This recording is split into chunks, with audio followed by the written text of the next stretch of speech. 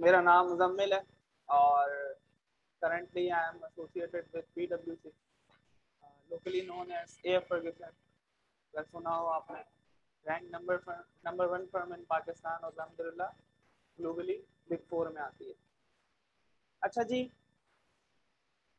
जहाँ तक इस सब्जेक्ट का ताल्लुक है तो I am associated with this subject since 2000 दिसंबर 2019। 3 साल मैंने प्योरली रिसर्च वर्क में गुजारे। मैंने टीचर असिस्टेंट के तौर पे यहीं ARTT से शुरू किया और अल्हम्दुलिल्लाह लास्ट बैच में मैंने फुल टाइम टीचर के तौर पे ये कोर्स पढ़ाया और 100% कोर्स लास्ट अटेम्प्ट में मैंने कराया। और कुछ फेसेस मुझे अपने पुराने बैच से नज़र भी आ रहे हैं कि जो रिजल्ट के बाद जिन्होंने कंपनी लॉ ड्रॉप कर दिया था, और आप लोग उनसे पूछ सकते हैं फीडबैक। अल्हम्दुलिल्लाह एक अच्छा बैच गुजरा हमारा। अच्छा, जो 3 साल मैंने बोला, एक लास्ट बैच तो एज अ टीचर मैंने पूरा कोर्स पढ़ाया, उसका फीडबैक तो स्टूडेंट्स देंगे। लेकिन अगर मैं बात करूं उससे पिछले 3 सालों की, 3 साल जो मैंने एज अ टीचर असिस्टेंट गुजारे, एक टीचर का इंटरेक्शन इतना स्टूडेंट से नहीं होता जितना एक टीचर असिस्टेंट का होता है। तो मेरा आ, एक बैच हम लोगों ने पढ़ाया था, उसमें 500-600 स्टूडेंट्स भी थे। तो बहुत सारे स्टूडेंट्स से जाहिर सी बात है एक टीचर फैसिलिटेट नहीं कर पाता जब इतनी ज़्यादा बच्चा हो जाता है। तो खैर वो वाला काम हम लोग करते थे। तो मेरा बहुत मतलब इंटरेक्शन रहा स्टूडेंट से, तो मुझे पता है वीक पॉइंट्स स्टूडेंट्स के क्या थे। तो मैं उसी पे काम करता था और मेरे दिमाग में था कि कभी मौका मिला पढ़ाने का तो मैं इन चीज़ों पे काम करूंगा जो एक टीचर शायद नहीं कर पाता। वो सब कुछ भी रीजन हो सकते हैं, ठीक है। तो सर जब लास्ट बैच मैंने पूरा पढ़ाया तो मैंने प्योरली उन चीज़ों पे काम किया। आवाज़ नहीं आ रही क्या? ऑनलाइन डिस्टर्बेंस है, एक सेकंड दो जरा।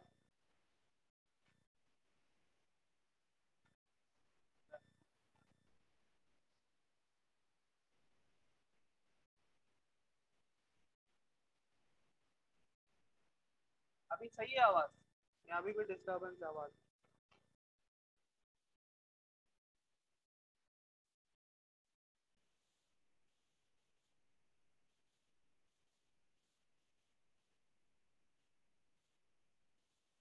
थोड़ी लो है वॉइस। अभी कैसी है आवाज़?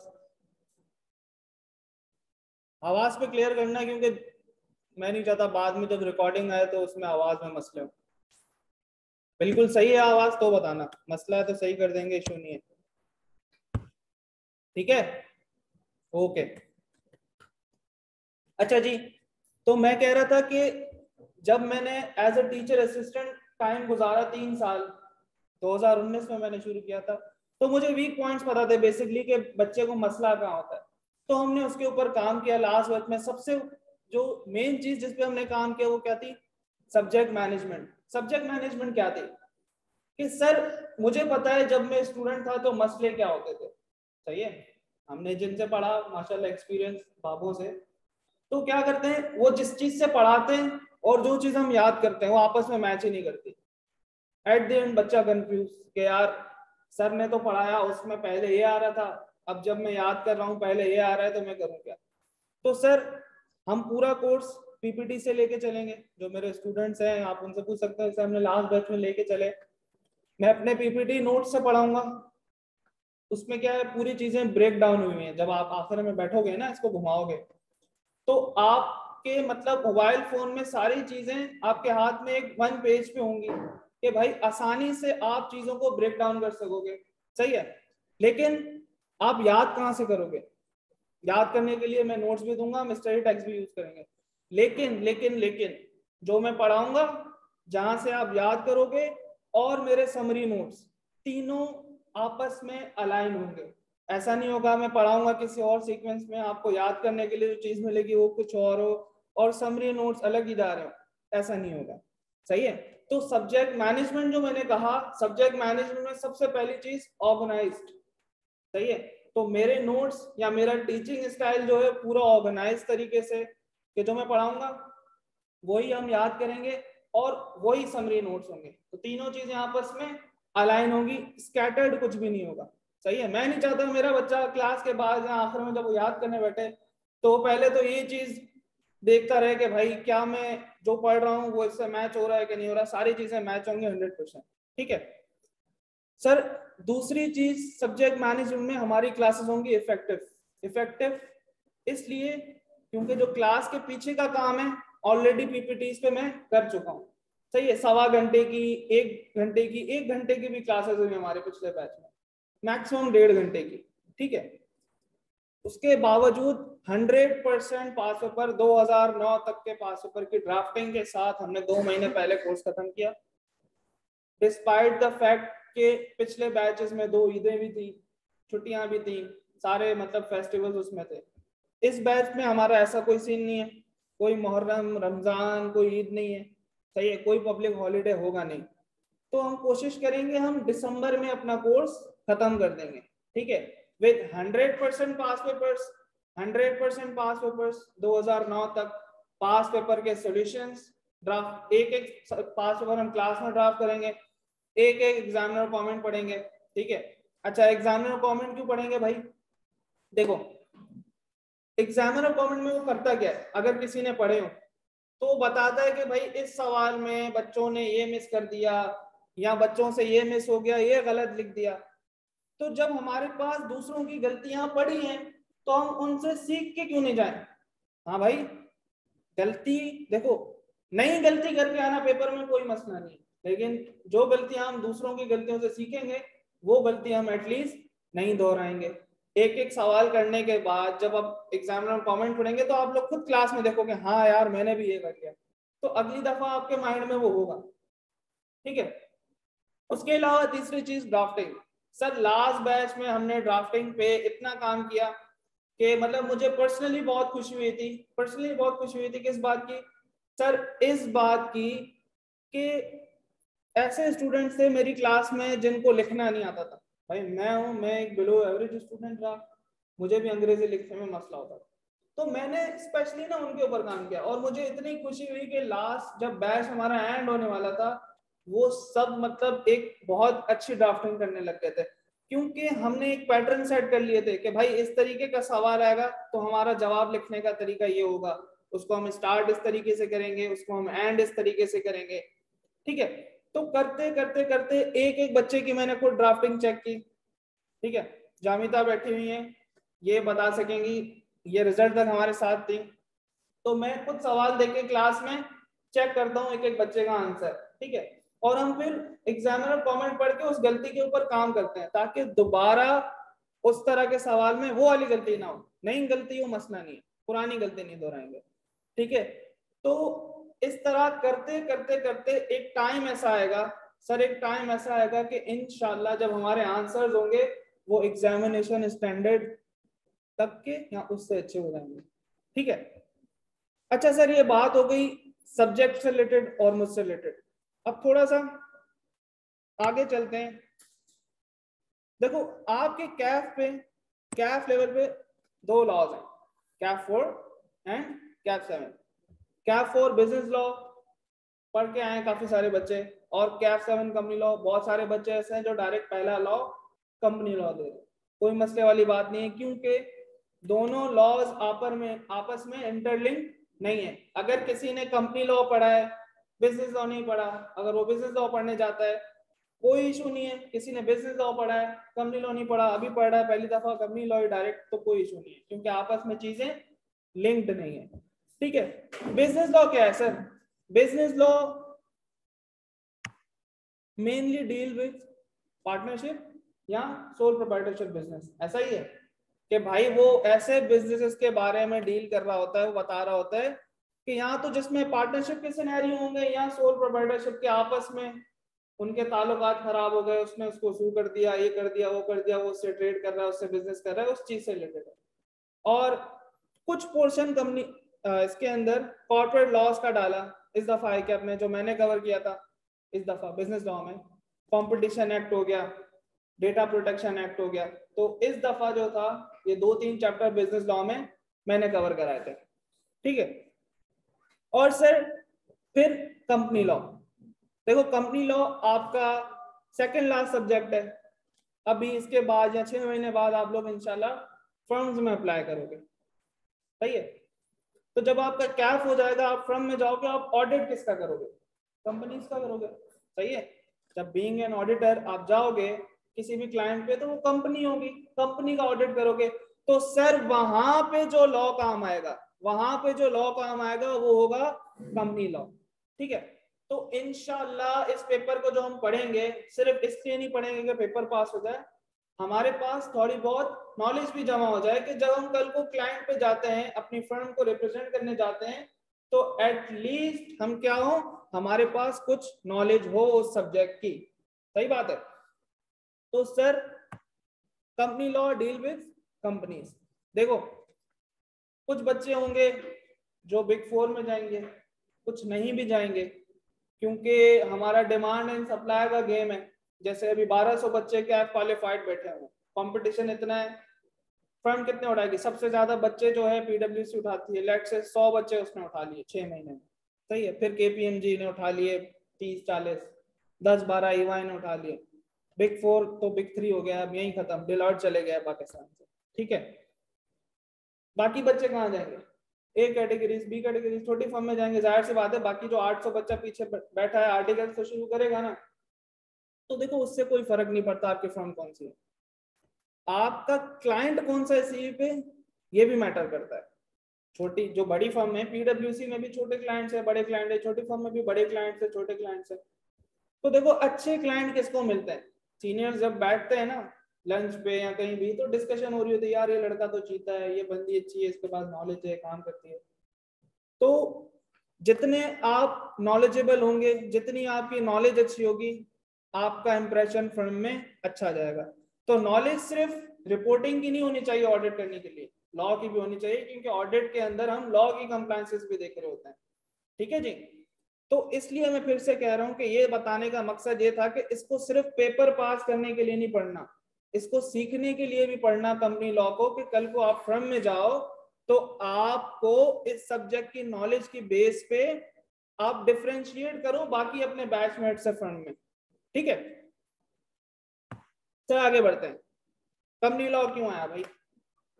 तुम्हारा नाम क्या है? तुम्हारा व्हाइट शलवार का बासित, अब्दुल बासित। अब्दुल बासित, तुम्हारे घर में कोई कानून है? घर का कानून होता है ना, कोई भी छोटा सा कोई रूल, कोई कानून, कुछ तो होगा। क्या कानून है? कोई एक बताओ। देर तक नहीं जाना। किसने किसने बनाया था? अब्बू ने बनाया भाई, किसी के अब्बू ने बनाया है, किसी की अम्मा बनाती है घर के कानून, ठीक है।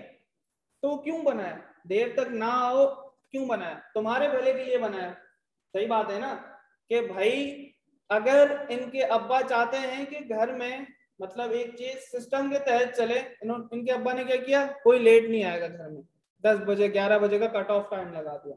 क्यों?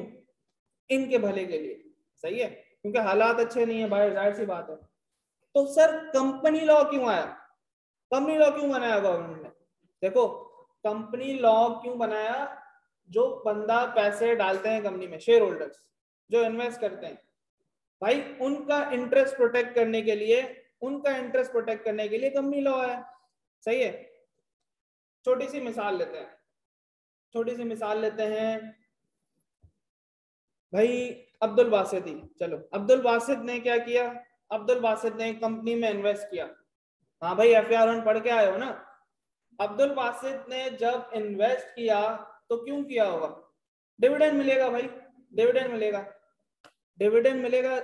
ये गया, लेट से ही इज मैरिड, ये गया घर, उसने बोला भाई बेगम मेरा डिविडेंड आने वाला है, मैं आपको गिफ्ट दिलाऊंगा, मैं आपको गिफ्ट दिलाऊंगा। अच्छा भाई बेगम खुश कि भाई चलो मेरा गिफ्ट आने वाला है, डिविडेंड डिक्लेयर हो गया है, पहले डिविडेंड डिक्लेयर होता है बाद में पे होता है, तो डिविडेंड डिक्लेयर हो गया, इसने जाके घर में खुशखबरी सुना दी। अब एक हफ्ता गुजर गया, बेगम इंतजार में, भाई मेरा गिफ्ट आएगा, मेरा गिफ्ट आएगा। चप्पलें पड़ने लग गई, 2 हफ्ते बाद, 3 हफ्ते बाद दलालत होने लग गई कि भाई कहाँ है, एक्सपेक्टेशन दिलाई और बाद में तोड़ दी। इसकी गलती भी नहीं थी, कंपनी डिविडेंड पे ही नहीं कर रही, तो सर कहने का मकसद ये है, लॉ बना, लॉ कहता है कि जब तुम डिविडेंड डिक्लेयर कर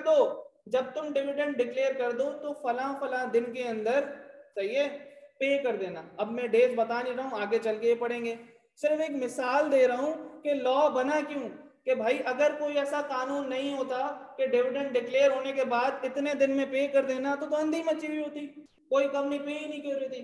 बाद में पता लगता अब्दुल बासित को उसकी कंपनी ने बोल दिया कि भाई हम तो नहीं पे कर सकते, फिलहाल हालात खराब हो गए, सही है। तो इसलिए लॉ ने कहा कि जब डिविडेंड डिक्लेयर हो जाए तो इतने दिन में बना देना, इतने दिन में पे कर देना।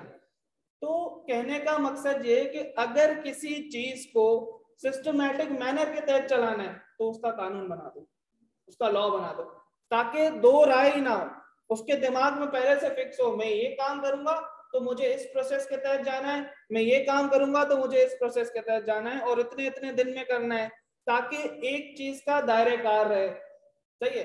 तो इसलिए कानून बनाया गया। ऑनलाइन वालों साथ हो, यहां तक किसी का कोई सवाल, किसी को कोई मसला? ओके,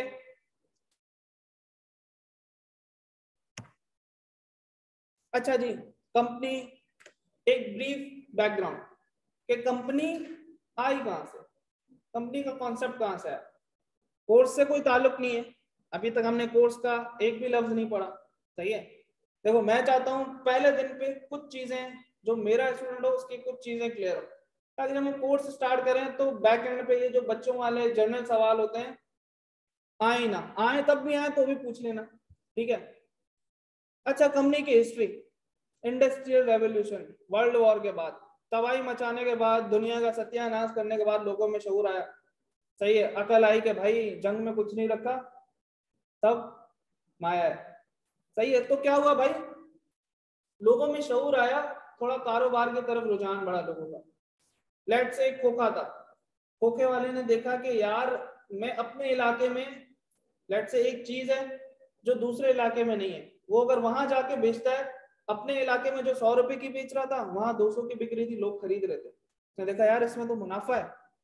इसी तरह फिर एक शहर से दूसरे शहर, एक शहर में कोई चीज बड़ी आम थी, सस्ती थी, दूसरे शहर में वही चीज कीमती थी, तो क्या किया लोगों ने, उस शहर में जाके चीजें बेचना शुरू कर दी ज्यादा पैसों में।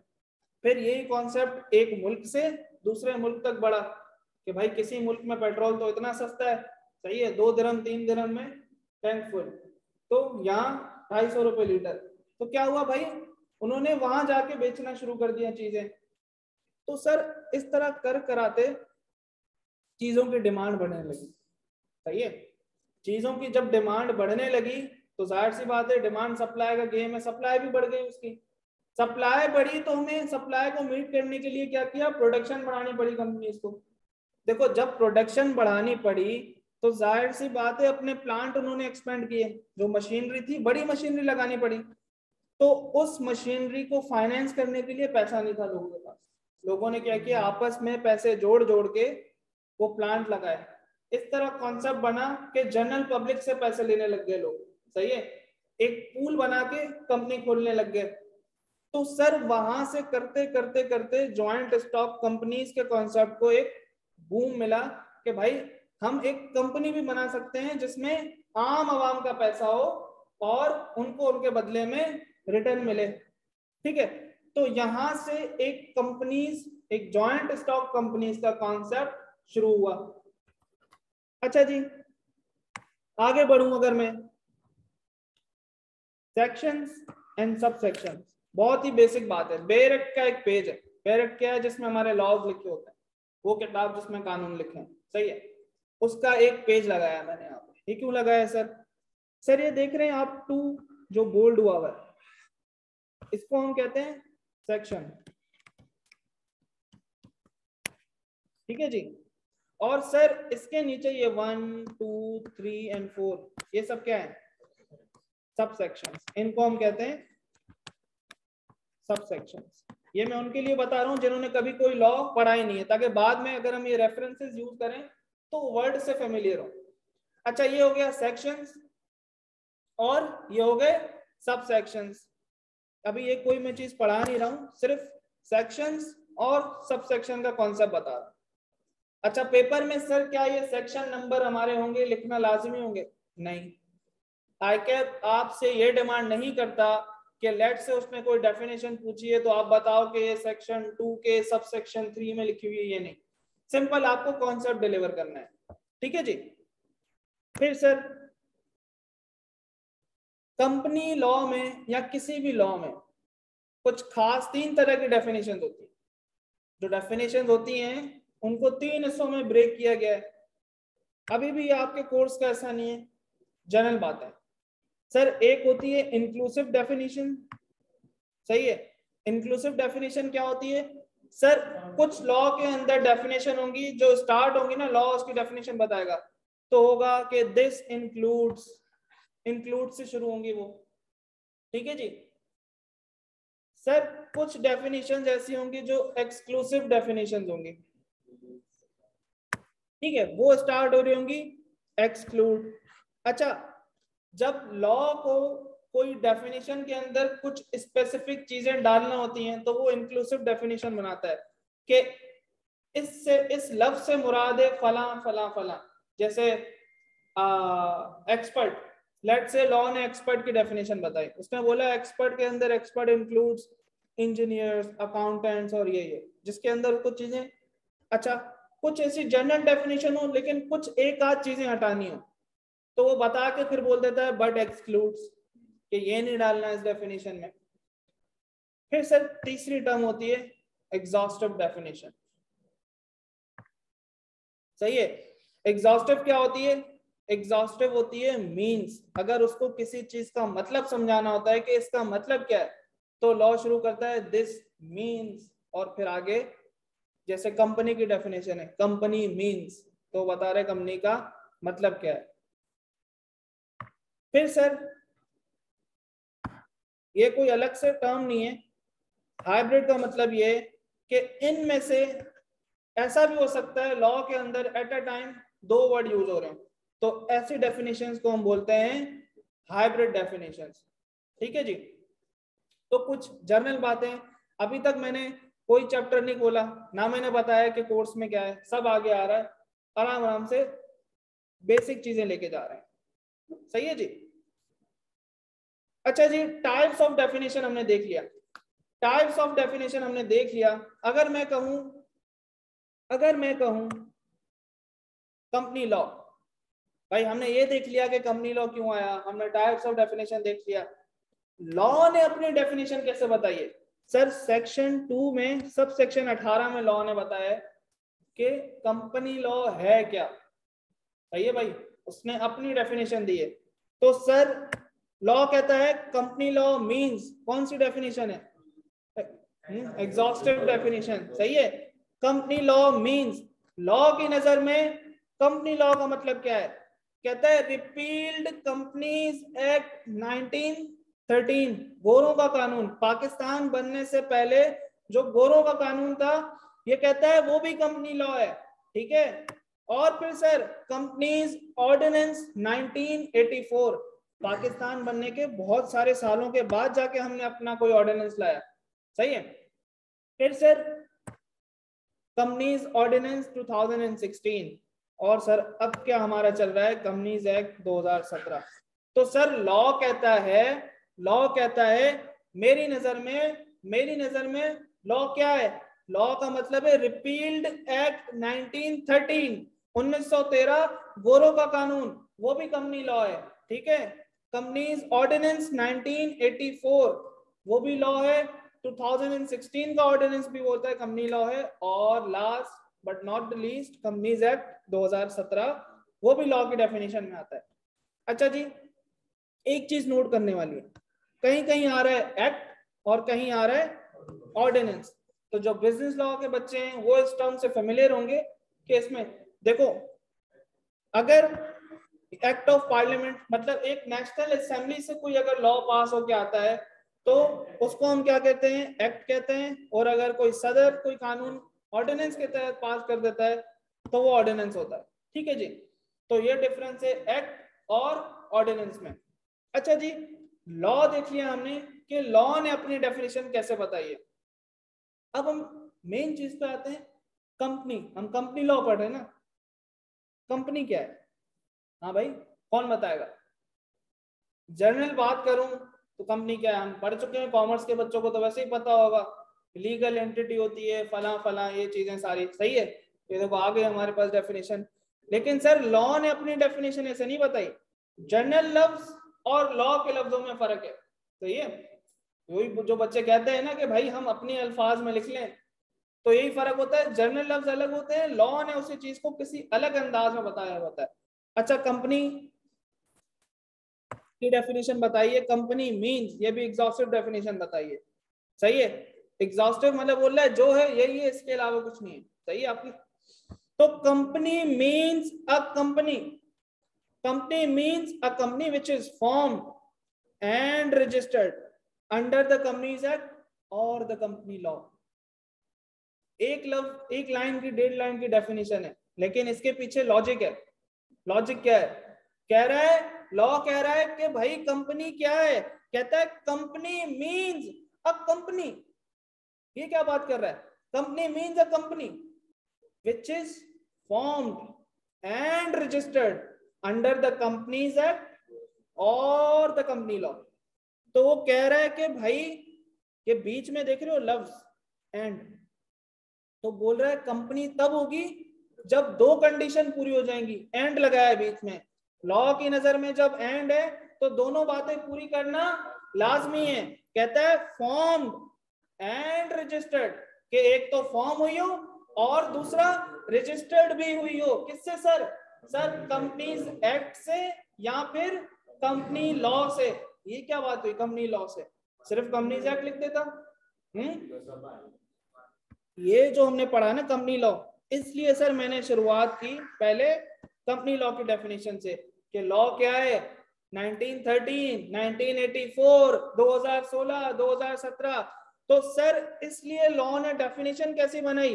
वो कहता है फॉर्म्ड एंड रजिस्टर्ड, दो कंडीशन तो पूरी करना, लेकिन कंपनीज एक्ट और the company law. Companies act तो 2017 अभी आया, 17 में आया है। तो कंपनियां तो 100 साल से खड़ी हैं, यूनिलीवर्स खड़ी है सर आपके पास, पेप्सी, कोलगेट, कितनी पुरानी कंपनीज है, नेशनल, सालों सालों पुरानी कंपनीज है, कुछ कंपनीज पाकिस्तान बनने से पहले की भी कंपनीज है। तो क्या कानून चेंज होगा तो क्या हम उसको बोलें कि अब आप कंपनी बंद करो और दोबारा रजिस्टर हो जाओ, दोबारा फॉर्म हो जाओ? ऐसा तो नहीं बोल सकते कि वो बोलेंगे क्या मजाक है, आप लोग अपने मुल्क के कानून बदलो तो हम हर दफा बंद करके दोबारा कंपनी खोलते रहेंगे। तो सर लॉ ने कितनी खूबसूरती से कवर किया है। तो उसने कहा नई कंपनियां और पुरानी कंपनियां, सारी कंपनीज हैं, सही है। Company formed and registered under the companies act और द कंपनी लॉ, सही है, अंडर द कंपनीज एक्ट 2017 और the company law. That means वो ये आपको कहना चाह रहा है कि भाई वो कंपनियां जो अभी नए लॉ के हिसाब से बनी है, फॉर्म्ड एंड रजिस्टर्ड तो होंगी, जो लॉ उस वक्त चल रहा होगा उस लॉ के हिसाब से होंगी। तो कहता है जो इस वाले लॉ के हिसाब से बनी है और रजिस्टर्ड हुई है वो भी कंपनी है, और जो पुराने लॉ से बनी है वो भी कंपनीज हैं, ठीक है। तो कंपनी की डेफिनेशन सर, दो कंडीशन, कौन सी कंडीशन? दो, एक तो फॉर्म हुई हो और दूसरा रजिस्टर्ड हुई हो अंडर द कंपनीज एक्ट 2017 और द कंपनी लॉ। यहां तक साथ है ऑनलाइन वालों? कोई सवाल, कोई मसला, पंचायत?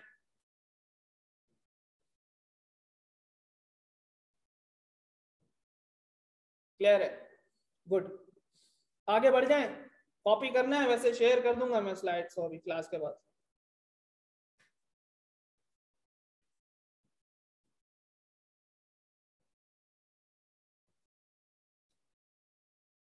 आगे बढ़े ना, कॉपी करना है?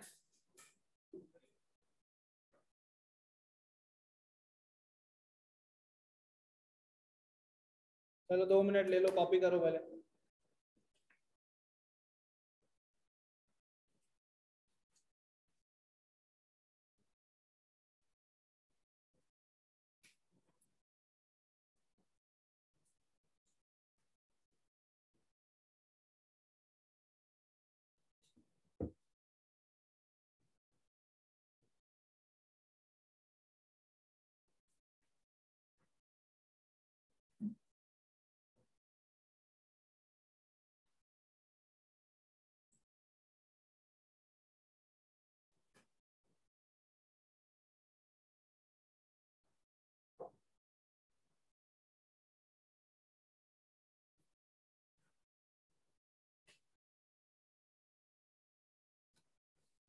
चलिए जी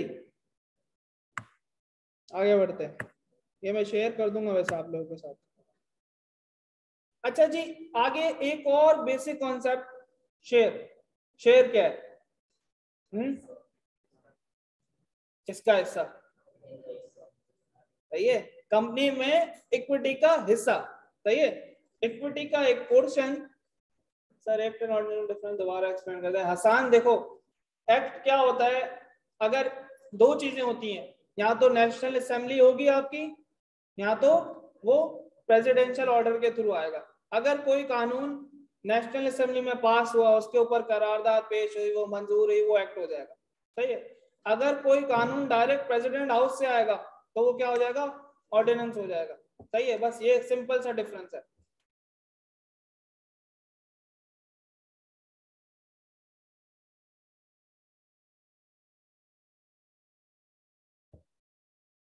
हाँ हाँ अली, हम पूरा बुक के साथ साथ अभी मैं स्ट्रेटेजी बताऊंगा ना, इसी क्लास के आखिर में ये वाले जो सवाल है ना, ये सब क्लियर हो जाएंगे, देखना।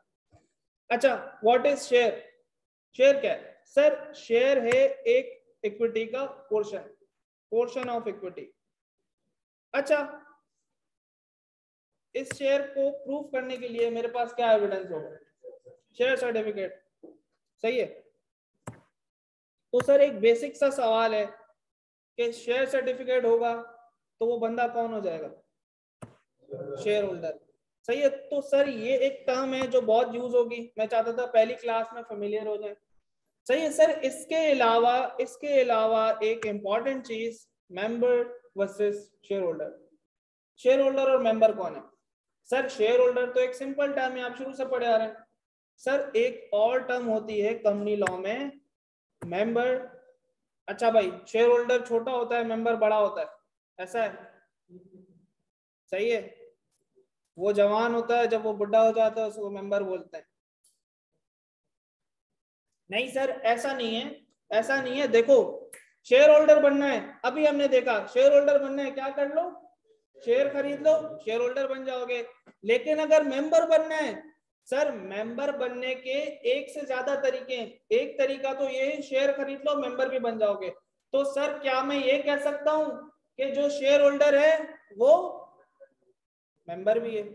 सही है, क्योंकि जब आप शेयर खरीद लोगे, लेकिन जो मेंबर है जरूरी नहीं वो शेयर होल्डर है, क्योंकि मेंबर बनने के लिए कुछ और तरीके भी हैं। सही है सर, पहले चैप्टर में ही हम आगे जाके पढ़ेंगे कि मेंबर क्या होता है। तो सर एज ऑफ नाउ पहली क्लास के लिए आप ये समझो कि जहां जहां मेंबर है, जहां शेयर होल्डर टर्म यूज हो रही है, समझो एक ही बात है फिलहाल। सही है, थोड़ा सा डिफरेंस है, वो आगे चल के देखेंगे। अगर शेयर होल्डर बनना है शेयर खरीद लो, मेंबर बनना है शेयर खरीद के भी बन सकते हो, लेकिन कुछ और भी तरीके हैं, वो हम बाद में पढ़ेंगे। सही है। तो बेसिकली बताना ये था कि अगर फिलहाल हमारी शुरू की क्लासेस में ये टर्म यूज हो तो मेंबर और शेयर होल्डर एक ही बात है। सही है।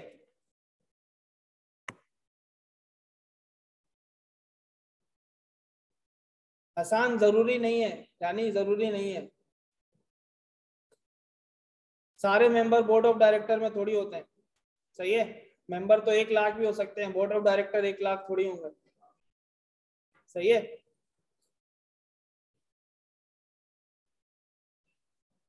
हाँ इस पर आते हैं, इस पे भी आते हैं, बिल्कुल।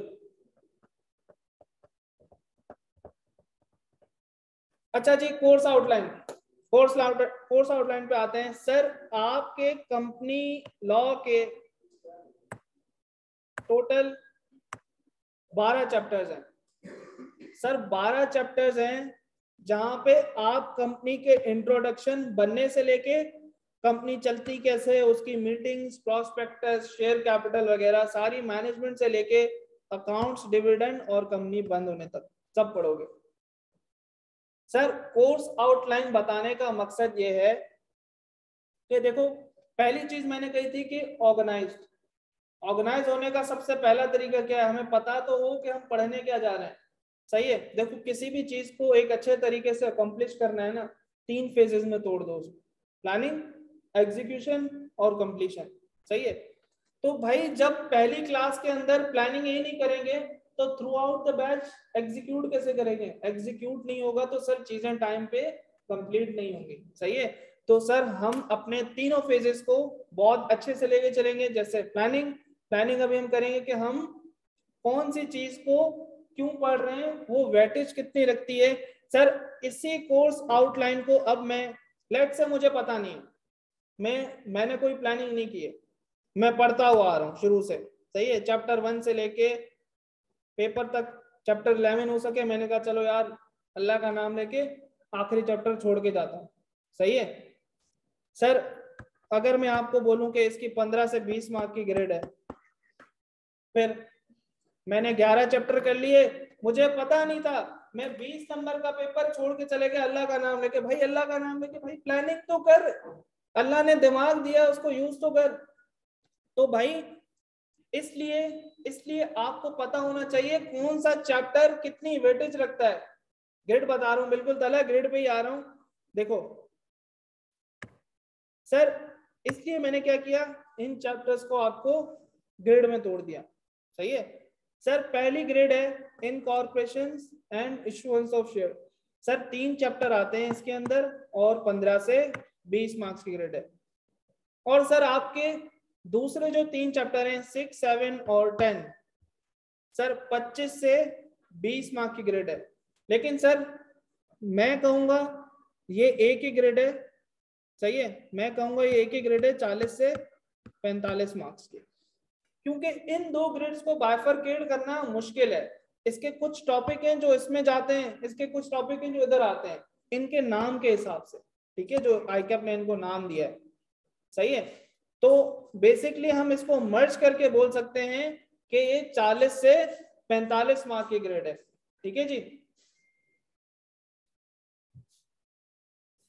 अच्छा जी सर, इसको अगर मैं बोल दूं ग्रेड ए, ग्रेड बी, और फिर सर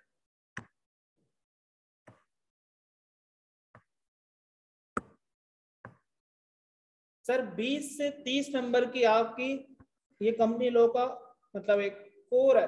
डायरेक्टर्स, मीटिंग्स, सबसे इंपॉर्टेंट ग्रेड होती है ये अंडरस्टैंडिंग के हिसाब से, क्योंकि जो मेन कंपनी लॉ है ना पूरा, वो इन्हीं के इर्द गिर्द घूमता है।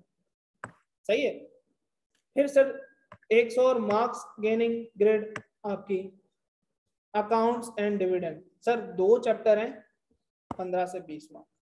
सही है, ये मतलब काफी सारे बड़े बड़े टीचर्स हैं किसी भी सब्जेक्ट के, पहली क्लास में ग्रेड नहीं बताते, बच्चे को आखिर तक नहीं पता होता ये आईकैप की साइड पे नहीं है। आप ढूंढ लो, आईकैप के पास ये लिखा होगा, नाम लिखे हुए हैं, वो भी जाके बहुत ढूंढने के बाद।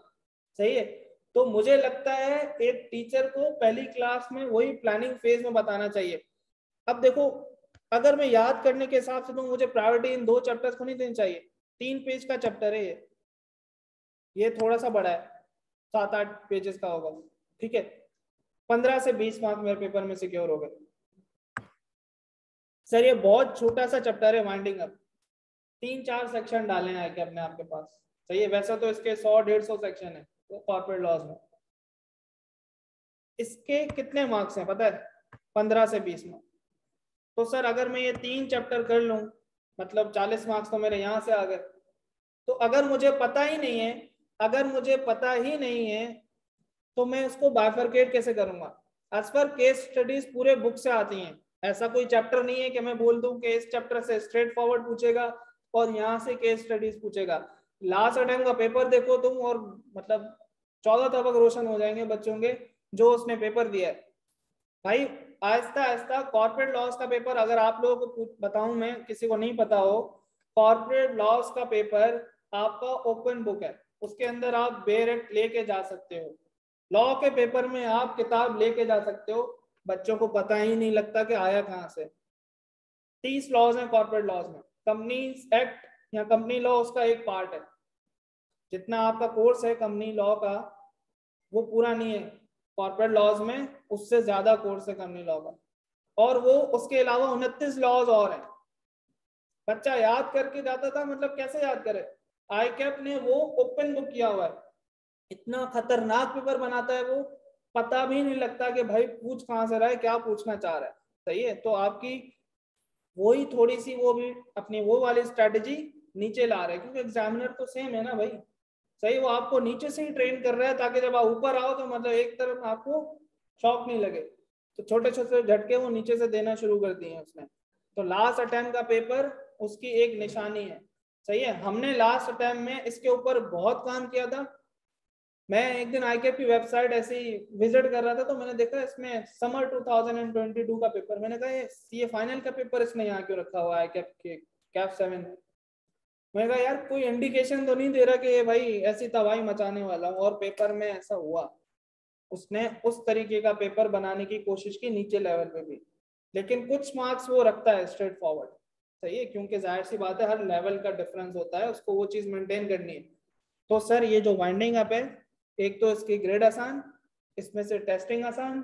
सही है, मतलब कोई भी गैस कर सकता है इसमें से कि आएगा क्या। गैस क्या, इसको तो पूरा करना चाहिए वैसे, लेकिन फिर भी इतना आसान है ये हो गया आपका, ये दो हो गए।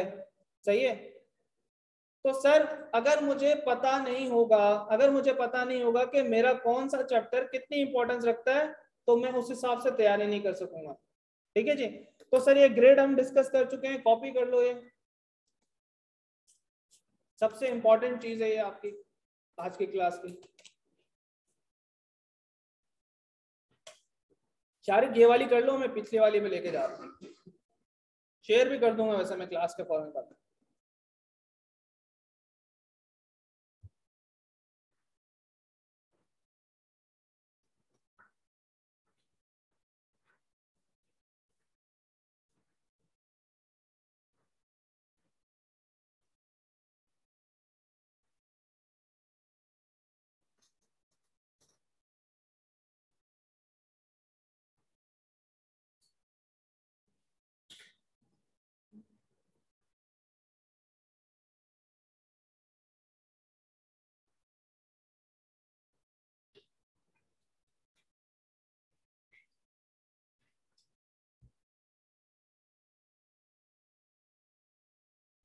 नहीं, आसान कोई डिफिकल्टी नहीं होगी, बस ये है कि 2 थ्योरी के पेपर एफर्ट ज्यादा मारनी पड़ेगी।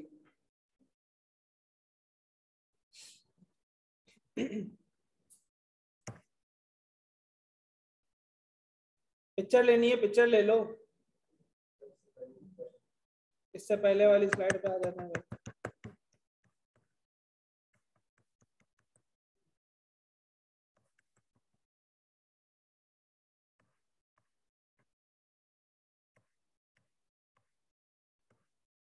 ये वाली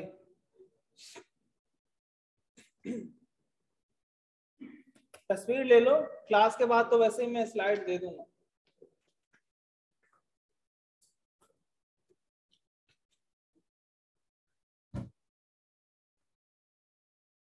सही है जी, आगे बढ़ते हैं।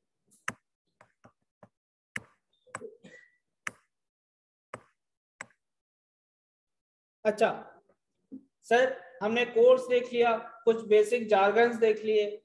सर हम आते हैं पेपर पैटर्न, कि हमारा पेपर कैसा आएगा। सर पेपर जो होगा आपका 2 हिस्सों में होगा, सेक्शन ए और सेक्शन बी। सर 15 मार्क्स के आपके एमसीक्यूज आएंगे उसमें सेक्शन ए में, और सेक्शन बी होगा सर आपका 85 मार्क्स का। सर तुम्हारी नजर में इंपॉर्टेंट सेक्शन कौन सा है, ए या बी? सर मैं बोलूंगा ए। सही है, क्यों? सर एमसीक्यूज है, इसमें तो भाई आपको अंग्रेजी याद करनी पड़ेगी ना 85 में अंग्रेजी। यहाँ उर्दू में भी दिमाग में चिपका हुआ है, क्या कर सकते हो ऑप्शन देख के। इतनी तो मतलब एएफसी में गेम तो खेल के आए हो एमसीक्यूज वाले। सही है, तो 15 मार्क्स सर मेरे हिसाब से ये वो एरिया है जो इजीली 100% सिक्योर किया जा सकता है बेस्ड ऑन द कॉन्सेप्ट। बस बेसिक आपको बेसिक्स स्ट्रॉन्ग रखनी है और एक आ जाएगा। इसके अंदर कोई वो नहीं है, कोई तीर नहीं है, यहाँ तो आपको आता होगा, यहाँ तो नहीं आता होगा। तो सर दूसरे वाले ऑप्शन नहीं आता पे तो हम जाएंगे नहीं। सर अगर मेरे स्टूडेंट का किसी का एक एमसीक्यू भी गलत हुआ ना सर, इस बात का मुझे दुख होगा, क्योंकि ये वो एरिया है जो बेसिकली आप बस थोड़ी सी प्रैक्टिस करके और अपने कॉन्सेप्ट प्रैक्टिस ना भी करो, कॉन्सेप्ट अच्छे एमसीक्यूज हो जाता है यार। कोई वो आउट ऑफ कॉन्टेक्स्ट थोड़ी पूछेगा, सिलेबस से बाहर थोड़ी पूछेगा। बस क्या करेगा, उस कॉन्सेप्ट को एक छोटे से सिनेरियो में डालेगा और पूछ लेगा, हो सकता है स्ट्रेट फॉरवर्ड भी पूछ ले। सही है। तो सर इसको कैटर करने के लिए हम क्या करेंगे सर, टॉपिकल एमसीक्यूज करेंगे हम। सही है। लास्ट टाइम इतने ज्यादा एमसीक्यूज हम कर नहीं सके थे, लेकिन इस दफा क्योंकि मेरी एमसीक्यूज की बुक रेडी है, सही है, तो इंशाल्लाह हम हर चैप्टर के कुछ स्टडी टेक्स्ट के अंदर 10-12 होते हैं, लेकिन हम कोई 700-800-1000 के करीब एमसीक्यूज हैं, सारे करके जाएंगे क्लास में ही। ठीक है, ताकि जब हम पेपर में जाएं तो 15 एमसीक्यूज हमें कोई नए ना लगे। सही है। मैं चाहता हूं कि 15 में से 15 उठाओ आप, ताकि बाकी 85 में से सिर्फ 35 मार्क्स उठाने होंगे। सही है। क्योंकि भाई मेरिट वेरिट अच्छी बात है, लेकिन एक टीचर का मेरिट वो होता है कि उसके मतलब ज्यादा बच्चे पास हो जाएं, और क्या चाहिए। मैं तो चाहूंगा 100% बच्चे पास हो जाएं, लेकिन मतलब मेजॉरिटी स्टूडेंट पास हो जाए, वही मेरिट है। सही है। तो सर ये अगर हमने 15 पूरे उठा लिए, भाई देखो हार्ड वर्क तो हम करेंगे, लेकिन हार्ड वर्क के साथ साथ स्मार्ट वर्क भी तो करेंगे ना। आज का पेपर सिर्फ हार्ड वर्क से पास नहीं होता। सही है। दोनों चीजें आपको करनी पड़ेगी, hard work plus smart work. तो सर ये एरिया हम कवर कर लेंगे एमसीक्यूज किट से। तो सर जब हम 15 नंबर पे इतनी मेहनत कर रहे हैं, तो क्या इसको जाने देंगे 85 मार्क्स को? नहीं सर। इसमें हम क्या करेंगे सर, आपका पिछली अटेम्प्ट लास्ट अटेम्प्ट से लेके 2009 तक जितने भी पास पेपर हैं, सब 100% हम क्लास में करेंगे, उसकी ड्राफ्टिंग करेंगे और उसको हम क्लास में ही चेक कर लेंगे। सही है। उसके अलावा सर कुछ कुछ एरियाज ऐसे हैं जिसपे आईकैप ने कभी पूछा नहीं है, तो सर उसके ऊपर हम अपने प्रैक्टिस क्वेश्चंस करेंगे, उसकी ड्राफ्टिंग करेंगे। ठीक है जी सर। तो सर सेक्शन ए हो या सेक्शन बी हो, सर दोनों की हम इंशाल्लाह अच्छी तैयारी करके जाएंगे। ठीक है, अच्छी तैयारी करके जाएंगे। इसके लिए हम एमसीक्यूज किट करेंगे, इसके लिए हम ड्राफ्टिंग किट करेंगे, पूरी प्रैक्टिस आईकैप की और पास पेपर और प्रैक्टिस क्वेश्चंस की। अच्छा जी, पेपर पैटर्न से रिलेटेड किसी का कोई सवाल, किसी को कोई मसला हो, ये चीज समझ नहीं आई हो जो मैंने बताई है, तो हम अगली बात पे आ जाएं। क्लियर है? चलें जी। फिर सर रिजल्ट स्टैट्स लॉ के सर 100 बच्चे गए, 13.5 पास हुए। सही है। 18, 23, 28, 35, इन 3 अटेम्प्ट को छोड़ दो। छोड़ने का इसलिए बोल रहा हूँ, रीजन है इन 4 को, सॉरी लास्ट अटेम्प्ट। अच्छा देखो, आईकैप का जो असली लॉ का रिजल्ट था ना, वो सर यही हुआ करता था, इनके बीच में घूमता था। फिर क्या हुआ सर, नई स्कीम की आवाजें लगना शुरू हो गई, नई स्कीम, 2 लॉज टूटेंगे, कंपनी लॉ अलग, बिजनेस लॉ अलग। इधर तक यहां तक ऑल्दो था एक ही लॉ, कैफ 3। ठीक है, लेकिन यहां से आवाजें लगना शुरू हो गई कि भाई क्या होगा, 2 लॉज बनाएंगे। तो आईकैप ने मतलब रिजल्ट में ऐसा ट्रेंड दिखने लग गया, अल्लाह को पता कि क्या पेपर आसान बनाने लग गए कि बच्चे ज्यादा पास होने लग गए। ज्यादा भी क्या, 28-35 कोई अच्छा रिजल्ट नहीं होता। हाँ ये एक अच्छा रिजल्ट था, पेपर आसान आया था। सही है, पेपर आसान आया था, रीजनेबल चेकिंग हुई थी। फिर सर एक तरह से ना कूलिंग ऑफ पीरियड दे रहे थे बच्चों को कि भाई निकालो, 2 पेपर हो जाएंगे, वरना तुम लोगों के निकलो जाओ। सर नई स्कीम आ गई, बच्चे चले गए, वापस पुराने रिजल्ट पे आ गया। सही है, 2 लॉस हो गए। अब वही जो 13 से 23 की रेंज होती थी, उसी रेंज के अंदर लास्ट टाइम का रिजल्ट आया। तो सर इसका रीजन क्या है? ऐसा है क्या, इतना सा कोर्स है यार, 12 चैप्टर, कोई ज्यादा बड़े चैप्टर नहीं है, छोटे छोटे से चैप्टर्स हैं यार, कोई बड़ा कोर्स नहीं है। यही इस सब्जेक्ट का ट्रैप है, छोटा सा कोर्स है, लेकिन इन डेप्थ उसके पास पूछने के लिए ऐसी चीजें हैं, जब तक प्रैक्टिस नहीं करके जाओगे, ड्राफ्टिंग कैसे लिखना है सबको याद होता है यार। अभी मैं किसी को बोलूंगा ना सर बस पहला लफ्ज बता दें, पहला लफ्ज बताओ, यूं रटी हुई है पूरी चीज, पता ही नहीं होता पूछ क्या रहा है। एग्जामिनर कमेंट्स पढ़ेंगे ना हम, तो हम एग्जामिनर कमेंट में ना उसने कहीं भी नहीं लिखा इनकरेक्ट, कि बच्चे ने इनकरेक्ट लिखा। मैं आपको दिखाऊंगा, उसने लफ्ज यूज किया है इररेलेवेंट, बच्चे ने इररेलेवेंट लिखा है। भाई उसको आता है, उसको सिर्फ आप बता दो ना इसके अंदर ये लिखना है, उसको पूरी चीज रटी होती है, ये चीज पिक नहीं होती कि क्या यही लिखनी थी। सही है, सिर्फ इतनी हिंट मिल जाए ना पेपर में, यार इस सवाल में ये पूछा है, बच्चा लिख लेता है। तो सर मेन रीजन जो फेलियर का होता है, सवाल पिक नहीं हो पाते, क्योंकि 3 घंटे यार आप 6 महीने पढ़ के जाते हो ना, लेकिन 3 घंटे की तैयारी अलग से करनी होती है। 3 घंटे में इतना टाइम थोड़ी होता है, सोचे पेपर में बस आपका हाथ चलना चाहिए कि आपको याद हो कि यार ये पूछा है ये लिखो। 3 घंटे में मतलब आप सोच के लिखोगे तो पेपर रुक जाएगा, पेपर पूरा ही नहीं होगा। लेंदी पेपर आ रहे हैं, 11 सवाल पूछे हैं लास्ट टाइम में भी, 3 घंटे में 11 सवाल इज लेंदी पेपर। सिर्फ वही कर पाएगा जिसने थ्रू आउट द सेशन अपनी ड्राफ्टिंग की स्पीड तेज रखी हुई है। सही है सर, फेलियर का सबसे बड़ा reason lack of drafting practice. ये लफ्ज है प्रैक्टिस, मैं ये नहीं बोल रहा ड्राफ्टिंग नहीं आती, आती होगी, कोई इतनी मुश्किल नहीं होगी, प्रैक्टिस नहीं है, सोचना पड़ रहा है पेपर में। तो सर जब हम क्लास में ही 2009 तक के सारे 100% पास होकर करके जाएंगे तो इंशाल्लाह बाकियों के मुकाबले में हम लोग की स्पीड तेज होगी। सही है, तो इंशाल्लाह इस वाले एरिया पे हम भरपूर काम करने वाले हैं। सर जो दूसरा एरिया है इसके अंदर मैं सिर्फ एक हद तक पुश कर सकता हूँ 11th आवर कोर्स कवरेज, बाकी इसमें आप लोगों का साथ भी चाहिए होगा। मैं क्या करूंगा, टॉपिकल क्विजेस लेंगे हम। सही है, अब उसमें आप लोगों की पार्टिसिपेशन जरूरी होगी। 11th आवर कोर्स कवरेज से बचाने के लिए मैं जब साथ साथ टेस्ट लेता रहूंगा तो मतलब एक प्रेशर आता है कि भाई पढ़ना है।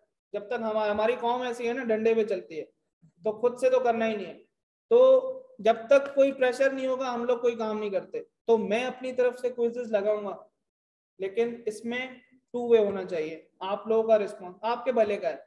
सही है, वरना देखो ये एग्जामिनर कमेंट से निकाले हैं मैंने, ये अपनी तरफ से नहीं लिखा है, ये मेरे लफ्ज नहीं है। सही है, और तीसरी चीज सेलेक्टिव स्टडीज। सही है, जब 11th आवर कोर्स कवरेज करने बैठोगे तो रिजल्ट क्या होगा, सेलेक्टिव स्टडीज। वही वाला शुरू से पढ़ता हुआ आ रहा हूँ, 12वें चैप्टर पे थक गया भाई, सेलेक्टिव स्टडीज पता ही नहीं है 20 नंबर का आएगा भाई, या फिर कुछ बीच में से कर लिया, बोल रहा ये अल्लाह का नाम लेके जाता हूँ नहीं आएगा। पेपर में सब पूछता है भाई, वो आपने ग्रेड में देखा हर चैप्टर की ग्रेड, ऐसा कोई चैप्टर था जो ग्रेड में नहीं आ रहा, जब उसने हर चैप्टर को एक ग्रेड में डाला है तो क्यों नहीं टेस्ट करेगा भाई, अल्लाह का नाम लेके जा रहे हो तो मतलब अल्लाह ने अकल भी तो दी है, उसको भी तो यूज करो भाई। सही है, तो भाई जो छोड़ के जाओगे ना, जो छोड़ के जाओगे, पहला सवाल ही वो आएगा स्क्रीन पे जब देखोगे कि भाई अल्लाह का नाम लेके जो छोड़ के गए थे। तो सही है भाई, तो भाई यार देखो सेलेक्टिव स्टडीज नहीं करनी है, डेली का डेली पढ़ना है। डेली में नहीं पढ़ो यार, वीकली पढ़ लो। मुझे पता है शुरू शुरू में नहीं पढ़ा जाता, साफ सी बात है भाई। अभी जाके कोई ऐसा वो नहीं है कि पहली क्लास के बाद या पहले दिन के बाद लाइब्रेरी में बैठेगा। हमारी फॉर्म वो है तो जब तक थोड़ा प्रेशर नहीं आता हम लोग नहीं पढ़ने बैठते। देखो अगर तुम लोगों ने ये कर लिया है ना कि अपने बुलेट्स नोट्स बना लो, कुछ भी बना लो, क्लास की पॉइंट चीजें पॉइंट कर लो, घर गए यकीन करो अगर कोई उबर वगैरह गाड़ी में जाता है तो और अच्छी बात है, बस में जाता है सिर्फ देख लो एक दफा, याद रह जाएगा। सही है, अभी जैसे कंपनी लॉ की डेफिनेशन उन्होंने पढ़ी, 2 कंडीशन दी, form and registered under the companies act और the company law. Company law हमने देख लिया मींस रिपील्ड 1913, ऑर्डिनेंस 1984, 2016 ऑर्डिनेंस और 2017। सही है, इस तरह अगर तुम रोज का प्रोसीजरल लॉ होता है, देखो लॉ के अंदर बेसिकली मेन चीजें जो होंगी ना, मेन चीजें स्टेप्स होंगे कि ये करना है तो क्या स्टेप्स होते हैं, उसको याद कर लो, नंबर 1 2 3 इस तरह लिख के। तो अगर तुम किसी भी सब्जेक्ट में रोज सिर्फ इतना कर लोगे ना, एक बुलेट्स बना के 10-15 मिनट उस पर लगा दो क्विक, तो दिमाग में बैठ जाएंगी चीजें। सही है, अच्छा जी सर, कोर्स कवरेज स्ट्रैटेजी हम लेके कैसे चलेंगे कोर्स। तो हमने कहा था कि हम पहले ही दिन कॉन्सेप्ट बिल्डिंग्स थ्रू पीपीटीज। सही है भाई, ये होंगी हमारी पीपीटीज हो गई सारी। और फिर सर हम क्या करेंगे, डिस्क्रिप्टिव नोट्स होंगे जहां से हम याद करेंगे। इसके अंदर सर अब मेरे नोट्स और स्टडी टेक्स्ट दोनों को यूज करेंगे, सही है। मैं जो पढ़ाऊंगा इसके अंदर 100% वही होगा, 100% वही होगा और वो इसी सीक्वेंस में होगा।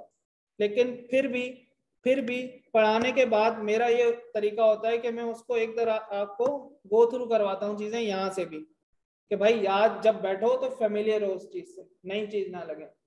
देखो मैं ये भी कर सकता था, मेरे लिए आसान है कि मैं स्क्रीन पे नोट्स लगा के आऊँ और उसको रीड करके पढ़ाऊँ, तो ये बनाने की मुझे जरूरत ही नहीं थी, बहुत मेहनत लगती है पीपीटीज बनाने में। लेकिन एक क्लास को इंटरेक्टिव, मुझे इंटरेक्टिव लगती है पीपीटीज। मैंने पिछली क्लास में 2 चैप्टर पीपीटी से कराने के बाद वन नोट पे आया था मैं, बच्चों ने बोल दिया कि भाई पीपीटी से पढ़ाओ, क्योंकि उनको सही लग रहा था। तो यही हमारी क्लास को इफेक्टिव बनाती है, सही है। पीपीटी से पढ़ाऊंगा मैं, वही चीज इसमें लिखी होगी, लेकिन फिर भी मैं वहां से भी रीड कराऊंगा, सही है। यहाँ से गो थ्रू करेंगे पूरा, फिर sir summary notes and lectures, सही है। हम क्या करेंगे, जो चैप्टर खत्म होगा उसके समरी नोट्स दूंगा। जैसे मैंने अभी एक डॉक्यूमेंट ग्रुप पे, अगर हमारे कोई नहीं है तो वो ज्वाइन कर ले, उसमें मैंने भेजा है, उसमें डिस्क्रिप्टिव नोट्स आ रहे हैं, सही है, और उसके समरी आ रही है और फिर असेसमेंट आ रहे हैं। लेक्चर तो जाहिर सी बात है समरी लेक्चर नोट्स में नहीं डाल सकता, वो पोर्टल पे ही आएगा। तो जैसे ही हमारा चैप्टर 1 खत्म होगा भाई, तो हम क्या करेंगे, उस चैप्टर का एक 12-15 मिनट का समरी लेक्चर भी आ जाएगा, ताकि आप वो पूरा चैप्टर जो 5-6 क्लासेस का होगा वो आप 15 मिनट में क्विकली रिवाइज कर लो, ठीक है। तो सर उसके बाद क्या होगा sir, MCQs plus drafting, that is assessment phase, सही है। तो हमारी स्ट्रैटेजी कैसी होगी sir, concept building, notes, summary notes and lectures, MCQs and drafting, और फिर सर टेस्टिंग, क्विजेस। देखो अगर इन फेजेस से जाएंगे हम, तो इंशाल्लाह हमारी तैयारी इतनी होगी कि इंशाल्लाह हमारा पेपर नहीं रुकेगा, सही है। तो सर हमें किस चीज पे काम करना है सर, हमें कॉन्सेप्ट बिल्डिंग तो करनी है, लेकिन उसके साथ ड्राफ्टिंग, सही है। ड्राफ्टिंग और क्विजेस ऐसी चीजें जिसमें 2 वे मुझे एफर्ट्स चाहिए, बाकी सारी मेरी एफर्ट्स होंगी, इन 2 चीजों में आपकी एफर्ट्स होना लाजमी है।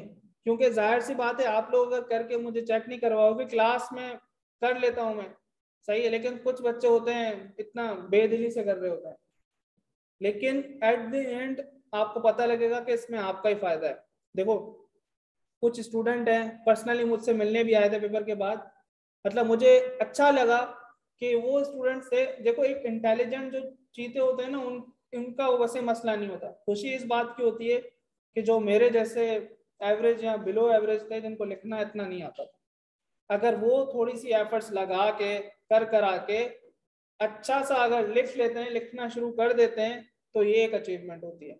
उस पर आपको फील होता है कि हाँ यार, मतलब मैंने किसी को कोई चीज बताई, उसने सीखी और उसने इम्प्रूव किया, ये खुशी की बात होती है। तो सर अगर हम लोगों में से भी अगर कोई ऐसा है जिसको लिखने में मसला होता है, तो कोई टेंशन की बात नहीं है, उन्हीं के ऊपर काम करना है, सही है।